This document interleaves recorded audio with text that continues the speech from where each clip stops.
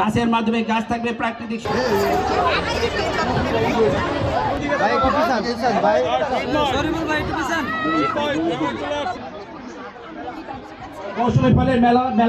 বাচ্চাদেরকে আসলে আমাদের গার্ডিয়ানদের, শিক্ষক শিক্ষিকাদের এবং আমাদের চারপাশে যারা আছেন, আমাদের প্রতিবেশী সবাইকে যথেষ্ট পরিমাণ সময় দিতে হবে। তাদেরকে আউটডোর অ্যাক্টিভিটিসে আমাদেরকে ইন্সপায়ার করতে হবে যে না, মাঠে আসো, খেলো, আনন্দ করো, মানুষের সাথে গল্প করো।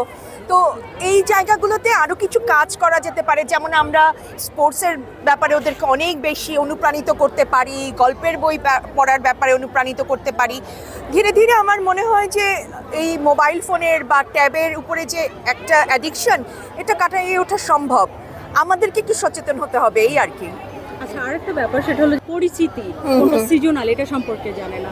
হ্যাঁ, তো এই যে ভিন্ন ধরনের আয়োজন, এই আয়োজনটা নিয়ে আপনি আমাদেরকে বলবেন যে এটা পেছনের আসলে কারণটা কি, ধারণাটা কেন আসলে, কিভাবে আসলে? আসলে আমরা বাংলাদেশি, আমরা আসলে নিজেরাও জানি না যে আমাদেরকে মানে প্রকৃতি কতভাবে আমাদেরকে সৌভাগ্যবান করেছে। কারণ আমাদের দেশি ফলগুলোর ভিতরে যেই পরিমাণ পুষ্টিগুণ এবং রোগ প্রতিরোধ ক্ষমতা আছে, সেটা কিন্তু সেই তুলনায় বিদেশি ফলগুলোতে আমরা সেভাবে পাই না।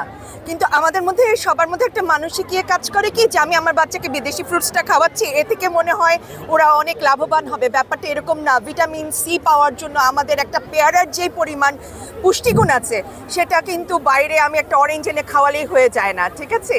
সো দেশি ফ্রুটসের উপরে আমাদের মানে উৎসাহটা বৃদ্ধি করার জন্য আজকে বাচ্চাদেরকে সেই অ্যাওয়ারনেসটা গড়ে তোলার জন্য আজকে এই ফল উৎসবের আয়োজন।